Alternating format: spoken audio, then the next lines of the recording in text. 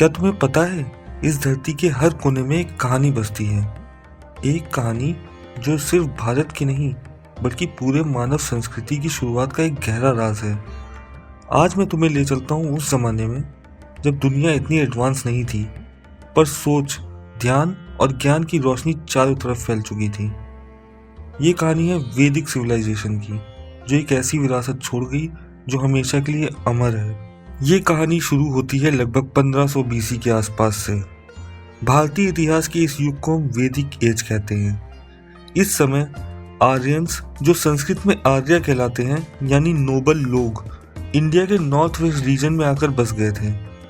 ये वो समय था जब इंडस वैली सिविलाइजेशन अपनी पतन की ओर थी और एक नए युग की शुरुआत हो रही थी। आर्यंस अपने साथ साथ एक नई संस्कृति लेके आए। ये संस्कृति थी ज्ञान, ध्यान और वेदों की। इनका जीवन सिंपल था, पर विचारों की गहराई इतनी थी कि दुनिया उनके ज्ञान से रोशन होने वाली थी। ये एक शब्द है जो संस्कृत के विद धातु से बना है। इसका अर्थ है ज्ञान। वेदों की रचना आर्यंस ने की और ये संसार का सबसे प्राचीन ज्ञान का भंडार है। 4 वेद हैं: ऋग्वेद, सामवेद, यजुर्वेद और अथर्ववेद। इसे हम दुनिया का पहला काव्य कह सकते हैं। इसमें प्रार्थना, गीत और देवताओं के लिए स्तुति लिखी गई थी। ये एक डिवाइन पोएट्री है जो नेचर के साथ आर्यंस के गहरे संबंध को दिखाता है। सामवेद, इसे हम संगीत और वेद कहते हैं। इसमें वैदिक चैंट्स का म्यूजिक और मेलोडी का रूप दिया गया है। यजुर्वेद, ये कर्म और यज्ञ का वेद है। इसमें यज्ञ करने की विधि और मंत्र दिए गए हैं। अथर्ववेद, ये जिंदगी के हर पहलू को कवर करता है। हेल्थ, मैजिक, स्पिरिचुअल रेमेडीज और डे टू डे लाइफ के लिए गाइडेंस। समझो कि वेद के मंत्रों में धरती, आकाश और समुद्र का रूप छुपा है। जब आर्यंस इन वेदों का पाठ करते थे तो लगता था जैसे स्वयं प्रकृति भी उनकी आवाज में गुनगुनाती हो। आर्यंस का जीवन नेचुरल और बैलेंस से भरपूर था। वो नेचर को पूजते थे, उसे रिस्पेक्ट करते थे, घर सिंपल हट से बनाते थे और लोगों का जीवन एग्रीकल्चर और पशुपालन पर निर्भर था। आर्यंस एक सामाजिक व्यवस्था में जीते थे जो उनकी वैल्यूज और धर्म के आधार पर बनी थी। गृहस्थ जीवन, मर्द और औरतें दोनों मिलकर काम करते थे। मर्द खेती करते और जंगली जानवरों से सुरक्षा देते और औरतें घर का काम संभालती थीं। शादी को एक पवित्र बंधन माना जाता था और परिवार को समाज का एक आधारशिला। आर्यंस यज्ञ करते थे, जो एक स्पिरिचुअल और सामाजिक कार्यक्रम होता था। यज्ञ के दौरान अग्नि को देवता माना जाता था और उसके माध्यम से प्रार्थना की जाती थी। अग्नि और इंद्र सबसे प्रमुख देवता थे।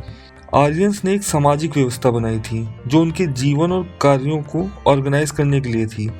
ये व्यवस्था थी वर्ण सिस्टम। शुरुआत में ये काम और योग्यता के आधार पर था, पर बाद में इसने रिजिड फॉर्म ले लिया। ब्राह्मण्स, ज्ञान और धर्म के रक्षक जो पूजा और वैदिक नॉलेज में रुचि रखते थे। क्षत्रिय, राजा और योद्धा जो समाज की सुरक्षा के लिए जिम्मेदार थे। वैश्य, व्यापारी और कृषक जो समाज का आर्थिक पहलू संभालते थे। शूद्र, सेवक जो समाज की सेवा करते थे। पर शुरुआत में यह व्यवस्था एक फ्लेक्सिबल सिस्टम थी। सब लोग अपने कर्तव्य और योग्यता के अनुसार काम करते थे। वैदिक समाज में स्त्रियों को उनका सम्मान मिलता था। वो शिक्षा और धार्मिक कार्यों में भाग ले सकती थी। ऋग्वेद के समय ऋषिका और ब्रह्मावादिनी जैसे शब्द का इस्तेमाल होता था, जो दिखाता है कि महिलाएं वैदिक लिटरेचर में माहिर होती थीं। ज्ञान वैदिक युग की सबसे बड़ी संपत्ति थी। बच्चों को शिक्षा देने के लिए गुरुकुल की प्रथा थी, जहां गुरु उनको धर्म, ज्ञान और जीवन का मूल सिखाते थे। शिक्षा के लिए किसी व्यक्ति का वर्ण या जाति नहीं देखी जाती थी। जहां वैदिक सिविलाइजेशन अपने चरम पर थी, वहां धीरे धीरे सामाजिक व्यवस्था रिजिड होने लग गई। वर्ण व्यवस्था जाति प्रथा में बदल गई और समाज में भेदभाव शुरू होने लगा। इस समय नेचर के प्रति जो श्रद्धा थी वो कम होने लगी। आज भी वैदिक सिविलाइजेशन का प्रभाव हर कोने में है। वेद, उपनिषद और पुरानी कथाएं हमें अपने इतिहास की याद दिलाती हैं। भारत का योग और ध्यान जो दुनिया भर में फेमस है, वही वैदिक संस्कृति की देन है।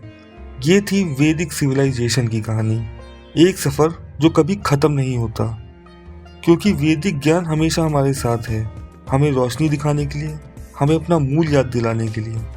अब तुम बताओ, क्या तुम्हें लगा कि ये कहानी सिर्फ पुरानी किताबों में बंद थी? नहीं, ये तो हर भारतीयों के दिल में बसती है। कैसा लगा ये सफ़र? अगर और डिटेल चाहिए तो मुझे ज़रूर बताना, और प्लीज़ चैनल को लाइक, शेयर एंड सब्सक्राइब करें। नमस्कार।